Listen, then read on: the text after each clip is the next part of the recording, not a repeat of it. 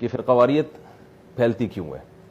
اختلاف تو صدیوں سے ہے, شیعہ سنی صدیوں سے چلے آ رہے ہیں, اور اس طرح کی کئی تاریخ میں چند ایک لڑائیاں ہوئی ہوں, لیکن جو مستقل بیسس پر جو ہمارے ماضی میں ابھی جھگڑے ہوئے ہیں, میں ان کو بتا رہا تھا ابھی علامہ صاحب کو ہم سحری کر رہے تھے کہ میں بچپن میں ہمارے قریب میں امام بارگاہ تھا, ہم نے وہاں نمازیں پڑھی ہیں. اللہ اکبر. تو یعنی نماز کا مطلب اپنی پڑھی ہے نماز, لیکن جگہ نہیں مل رہی, مسجد دور ہے تو ہم چلے جاتے تھے وہاں, اور شیعہ لوگوں کو بھی ہم دیکھتے تھے کہ ہماری مسجد میں آ کے نماز پڑھتے تھے.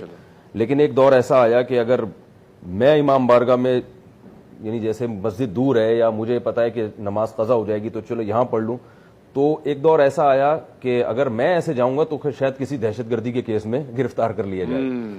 لیکن دیکھیں یہ صرف اتنا کافی نہیں ہے کہ ہمارے جذبات ہوں, کہ ابھی دونوں حضرات نے بات کی ہے, نظریاتی اختلافات تو ہیں اور وہ رہتے ہیں, وہ ختم نہیں ہوں گے. یہ ضروری نہیں ہے کہ میں آپ کے مسلک سے متفق ہوں, میں اپنے مسلک کا دفاع کروں گا, اور دلائل کی دنیا میں آپ کے مسلک کو غلط بھی قرار دے دوں گا, جیسا کہ ہمیشہ ہوتا رہتا ہے کہ بھئی آپ کی رائے یہ ہے لیکن دلائل کی دنیا میں میری رائے یہ ہے. گڑبڑ وہاں ہوتی ہے جہاں پھڈے بازی کی نوبت آئے, تان و تشنی کی نوبت آئے, مار دھاڑ کی نوبت آئے, فتوے بازی کی نوبت آئے. لیکن یہ نوبت آتی کیوں ہے کہ جب بھی کوئی ایسا کام کیا جاتا ہے جس سے دوسرے کے جذبات مجروح ہو رہے ہوتے ہیں, تو پھر انسان طیش میں آتا ہے. ابھی علامہ صاحب بتا رہے تھے کہ جو لوگ ہمارے بارے میں یہ کہتے ہیں کہ ہم 40 پاروں کو مانتے ہیں, تو مجھے لوگوں پہ ہنسی آتی ہے, ٹھیک ہے نا. تو جن لوگوں نے یہ دعویٰ کیا کہ سب شیعہ 40 پارے ہیں سب کے ہاں, تو انہوں نے بعض شیعوں کے جذبات کو آگ لگائی. انہوں نے کہا یار یہ ہمارے بارے میں کیسے کرتے ہیں, ظاہر ہے سب اس طرح نہیں ہوتے. تو اسی طرح جیسے یہ ابھی صحابہ کرام کا نام احترام سے لے رہے تھے, زید بن حارثہ رضی اللہ تعالیٰ عنہ کا نام بھی آیا, تو اسی طرح بعض شیعہ حضرات کی طرف سے بھی میں سمجھتا ہوں کوتاہی ہوئی ہے کہ سوشل میڈیا پہ ایسی تقریریں آئی ہیں, حضرت ابو بکر کو کھلے عام برا بلا کہا جا رہا ہے, حضرت عمر کو کھلے عام برا بلا کہا جا رہا ہے.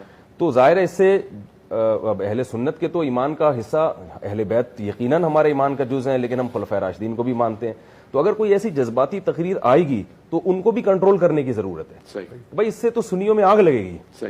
اب ٹیلی ویژن کے چینلز میں یہ چیزیں نہیں ہوتی, ایک کنٹرول ہوتا ہے, اس میں زیادہ تر لوگ بھی اس طرح کے بلائے جاتے ہیں جو ذرا معتدل ہوں. آپ جیسے یہ تو میں معتدل ہوں نہیں, تو آپ تمام آپ بہتر جانتے ہیں. لیکن سوشل میڈیا ایک ایسی چیز ہے, فیس بک, واٹس ایپ اور جو یوٹیوب وغیرہ, اس میں تو جو بیٹھ کے جو چاہے تقریر کرے. تو میں نے خود بھی ایسی تقریریں سنی ہیں بعض شیعہ حضرات کی جو حضرت ابوبکر کو برا بلا کہہ رہے ہیں, حضرت عمر کو. تو ظاہر ہے پھر اگر ہم چاہیں گے کہ ایک دسترخوان پہ کھانا کھائیں, یہ بڑا مشکل ہو جائے گا جو اس قسم کی تقریریں سنیں گے. تو ایسے لوگوں کو ہر مسلک میں ایسے علماء کو آگے لانا چاہیے جو یہ سمجھتے ہیں کہ بھائی کس حد تک یعنی ہماری تقریر برداشت کی جا سکتی ہے, اور کون سی چیزیں ایسی ہیں جو بہت حساس ہیں, ان میں تو ایک قتل و غارت تک نوبت آ سکتی ہے. آپ دیکھیں نا اوس اور خزرج کی نبی صلی اللہ علیہ وسلم کے دور میں لڑائی ہوئی, وہ عصبیت اور لسانیت کی بات چل پڑی تھی. تو عرب میں یہ جو عصبیت بہت تھی, قبائل پر فخر, تو جیسے یہ بات ہوئی ہے تو دونوں طرف سے تلواریں نکل گئیں. تو آپ صلی اللہ علیہ وسلم نے اس جنگ کو ٹھنڈا کیا. تو بعض موضوعات اتنے خطرناک ہوتے ہیں کہ ان پہ کسی بھی طرف سے اگر بات چیت ہوگی تو وہ ایمان کا ایک, پھر وہ غیرت کا اپنا جو ہے نا وہ اس کو مسئلہ بنا لیا جاتا ہے, اور پھر اس پہ بڑا مشکل ہوتا ہے اتحاد. تو یعنی ضروری ہے کہ اگر آپ چاہتے ہیں ملک میں محبت کا ماحول پیدا ہو تو اہل بیت کا بھی احترام ہو اور دوسرے صحابہ کا بھی احترام نہ ہو, اور اگر احترام نہ ہو تو کم از کم توہین نہ ہو. کھلے عام ایسی تقریریں نہ ہو جس سے جذبات کو آگ لگتی ہو. سوشل میڈیا کو کنٹرول کیا جائے, اور یہ ہر مسلک کے علماء کی ذمہ داری ہے, بڑوں کی, کہ وہ اپنے ماتحتوں کو کنٹرول کریں. ذمہ داری. میں بھی ان کے ساتھ بیٹھا ہوں, کچھ چیزیں میں نے ان سے ابھی سنی تو میں حیران ہوا کہ اچھا ایسا بھی ہوتا ہے, ایسا بھی ہوتا ہے. مثال کے طور پر میرا ایک ذہن میں تھا کہ شیعہ حضرات کی مسجدیں نہیں ہوتی, تو انہوں نے بھی بتایا کہ امام بارگاہ کے اندر مسجد الگ ہوتی ہے, امام بارگاہ الگ ہوتا ہے. تو ٹھیک ہے, ہمارے مذہب میں امام بارگاہ نہیں ہے, لیکن اتنی تو ایک بیٹھ کے ایک بات سامنے آئی کہ امام بارگاہ مسجد سے الگ ہے. اور انہوں نے بتایا کہ چونکہ جو عورتیں مینسز میں ہوں وہ مسجد نہیں جا سکتی, تو ان کے لیے پھر امام بارگاہ بنائی گئی. مسجد اس سے بالکل ایک اس کے الگ ہوتی ہے. تو ایک کانسیپٹ کلیئر ہوا کہ اچھا ایسا ہوتا ہے, ہم تو سمجھتے تھے ایسا نہیں ہے. انہوں نے بتایا کہ 40 پارے نہیں ہوتے بھائی, ساری دنیا 30 مانتی ہے. تو ایسے ہی حضرت ابو بکر, حضرت عمر, حضرت عثمان, یہ بھی ہمارے خلفائے راشدین میں سے ہیں, اور جتنے صحابہ ہیں, امی عائشہ رضی اللہ تعالی عنہ, ان کی برات تو قرآن مجید میں نازل ہوئی ہے. تو اس قسم کی تقریریں اگر کوئی کر رہا ہے شیعہ حضرات میں تو اس کو تھوڑا سا کنٹرول کرنا چاہیے کہ بھائی یہ مسئلہ ایسا ہے جس پہ اہل سنت بہت جذبات میں آتے ہیں, تو اس سے ملک کا امن خراب ہوگا. دونوں طرف ضرورت ہے, اگر ہمارے ہاں کوئی ایسی تقریریں کر رہا ہے جو ایسے الزامات لگائے جا رہے ہیں جو نہیں ہیں, جو شیعہ حضرات میں وہ چیزیں نہیں ہیں, تو ہمارے حضرات کی ذمہ داری ہے کہ اس کو کنٹرول کریں. یہ آپ نے بغیر تحقیق کے کیسے الزام لگائے گے؟ اور 4 آدمیوں کو دیکھ کے, جیسے دیکھ کے چاول ہوتے ہیں نا, 2-4 چاول چیک کر کے پوری دیکھ پر حکم لگا دیا جاتا ہے. تو کوئی مسلک ایسا نہیں ہوتا کہ 2-4 افراد کو دیکھ کے آپ نے پورے مسلک پہ ایک چیز کا حکم تھوپ دیا. یہ بدگمانی ہے, یہ جائز نہیں ہے. تو اس طرح سے میں سمجھتا ہوں یہ وہ مضبوط بنیاد ہوگی جس بیس پر ہم مختلف مکاتب فکر کے درمیان ایک جوڑ پیدا کر سکیں گے, محبت پیدا کر سکیں گے, جو ملک کی ایک بہت شدید ضرورت بھی ہے. بہت خوبصورت گفتگو ہو گئی. اور جی حضور آپ چند جملے عرض کروں, اجازت ہے؟ جی بالکل. میں مفتی صاحب کو اپریشیٹ کرتا ہوں اس حوالے سے, بڑی خوبصورتی انہوں نے اور اچھی گفتگو کی ہے. دیکھیے کچھ چیزیں ہوتی ہیں زمینی حقیقتیں, ان زمینی حقیقتوں کی طرف اگر ہم نہیں جائیں گے تو یقیناً غلط فہمیوں کا شکار ہوں گے. مکتب تشیع میں یا اہل سنت کے مختلف مکاتب کے اندر بعض شدت پسند ہر جگہ ہوتے ہیں.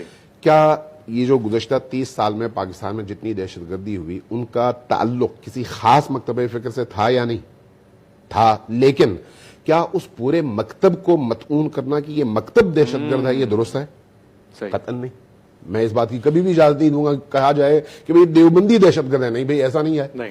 اسی طرح سے اہل حدیث کے حوالے سے کہنا کہ سب گستاخ ہیں, نہیں قطعاً ایسا نہیں ہے. ہو سکتا ہے 2-4 بندے ان میں سے نکلیں جو اس طرح کی زبان استعمال کریں, ان کو آپ مکتب کو مجموعی طور پر اس طرح کی بات کریں تو یہ قطعاً درست نہیں ہے. اسی طرح سے بریلویوں کے حوالے سے اگر یہ کہا جائے یا اہل سنت جن کو کہا جاتا ہے عامت المسلمین میں, ان کے حوالے سے یہ کہا جائے کہ یہ سارے بدعتی ہیں, نہیں بھئی ایسا بالکل بھی نہیں ہے. اسی طرح سے اگر اہل تشیع کے حوالے سے بھی ایسی بات کی جائے تو یہ بھی غلط ہے, بالکل ایسا نہیں ہے. میں آپ کو 2 مثالیں دیتا ہوں. اس وقت نجف میں ہم چونکہ تقلید کرتے ہیں, اہل سنت حضرات ان 4 ائمہ تک ہی محدود ہیں. ہم ہر دور میں زندہ مجتہد کی تقلید کرتے ہیں, ٹھیک ہے. اس لیے اس تقلید کے لیے مجتہد کا جامع الشرائط ہونا ضروری ہے. آج کے دور میں 2 بڑے مجتہد ہیں ہمارے ہاں, ایک آیت اللہ العظمی خامنئی ہیں اور ایک آیت اللہ العظمی سید علی سیستانی ہیں. سید علی سیستانی عراق میں ہیں, عراق میں اکثریت شیعوں کی ہے, لیکن اقلیت اہل سنت کے ہونے کے باوجود اور دشمن کی تمام تر کوششوں کے باوجود آج جب عراق کی صورتحال ایسی بنی کہ اس کی تباہی کی نوبت آئی, شیعہ سنی سب کٹھے ہو گئے اور آج صورتحال یہ ہے کہ شیعہ سنی کے پیچھے اور سنی شیعہ کے پیچھے نماز پڑھتا ہے. سبحان اللہ. ٹھیک ہے, میرے پاس اس طرح کی تصویریں آج انہی افطار پارٹیوں کی موجود ہیں جہاں پر جب شیعہ علماء اہل سنت کی جامع مساجد میں گئے تو انہوں نے شیعہ علماء کو آگے کر دیا, خود پیچھے نماز پڑھی, اور اہل سنت جب شیعوں کے پاس گئے تو انہوں نے ان کے پیچھے نمازیں پڑھی.